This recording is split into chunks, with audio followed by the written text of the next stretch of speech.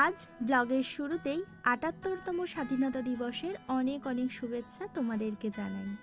অনেক দিন ধরেই ভাবছিলাম যে সামনেই স্বাধীনতা দিবস, আর এবারের স্বাধীনতা দিবসটাকে কিছু স্পেশাল করতে হবে।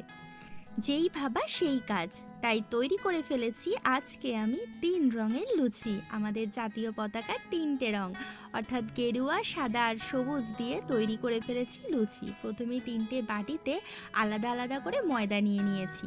তারপর ওর মধ্যে দিয়ে দিয়েছি একে একে, একটা বাটির মধ্যে দিয়ে দিয়েছি সবুজ কালারের ফুড কালার, আর একটাতে দিয়ে দিয়েছি অরেঞ্জ কালারের ফুড কালার, আর একটা এমনি সাদা রেখে দিয়েছি অর্থাৎ যেটা ময়দার রং।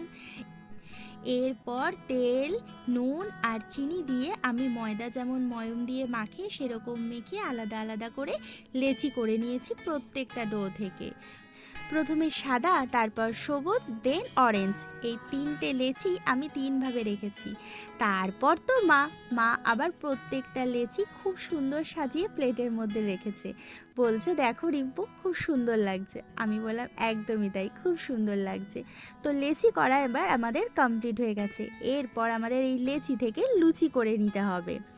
এরপর লেচি থেকে লুচি করতে গিয়ে প্রত্যেকটা যে লেচি ছিল ছোট ছোট সেগুলোকে আমি পরপর রেখেছি, অর্থাৎ প্রথমে অরেঞ্জ, তারপর সাদা, তারপর সবুজ। তার ওপরে অল্প একটু ময়দা দিয়ে আমি ওই লেচিগুলোর মধ্যে হাত দিয়ে সামান্য চাপ দিয়েছি। চাপ দিয়ে যখন ওটা একসাথে হয়ে গেছে তখন আমি বেলুনি দিয়ে বেলে নিয়েছি। বেলার পর জিনিসটা এবড়ো খেবড়ো হচ্ছিল ঠিকই, কিন্তু তারপর আমি করেছি একটা কাজ।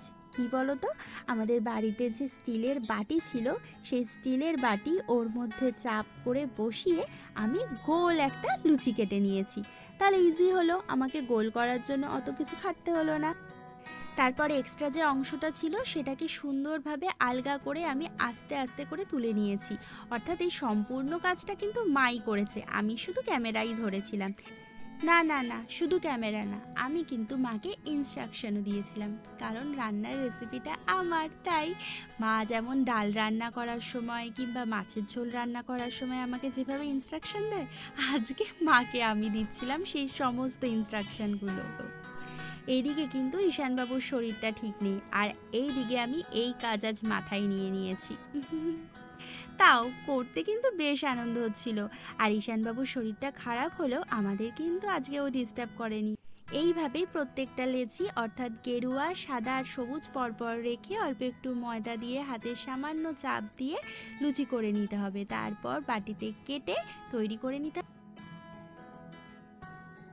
কড়াইতে তেল দিয়ে দিয়েছিলাম, আর কড়াইয়ের তেলও গরম হয়ে গিয়েছিল। তারপর ফার্স্ট যেই লুচিটা দেয়া হয়েছিল সেটা খুব সুন্দরভাবে ফুলকোর মতো ফুলে গেছিলো। দেখতে কিন্তু বেশ ভালো লাগছিল। আমার তো খুব আনন্দ হচ্ছিল যে এত সুন্দর জিনিসটা আমরা আজকে সুন্দরভাবে করতে পেরেছি। তাহলে পর কিন্তু এইভাবেই আমরা প্রত্যেকটা লুচি করে নিয়েছি, আর এই লুচিগুলো তারপর সার্ভ করা হয়েছে। উফ, দেখতে কিন্তু ভীষণ সুন্দর লাগছিল। ও বাবা কিন্তু খুব ভালো বলেছে দারুণ হয়েছে দেখতে। কিন্তু সঞ্জয় আজকে বাড়ি ছিল না, আর সঞ্জয়ের অ্যাবসেন্সে এত সুন্দর একটা ডিশ তৈরি করা হয়েছিল। তো এই যে রেডি আমার তিরঙ্গা লুচি। দেখতে কিন্তু ভীষণ ভালো লাগছিল। ভারতের জাতীয় পতাকার যেমন 3টে রঙই উজ্জ্বল, তেমনই আমার লুচির রঙটাও কিন্তু উজ্জ্বল হয়েছিল।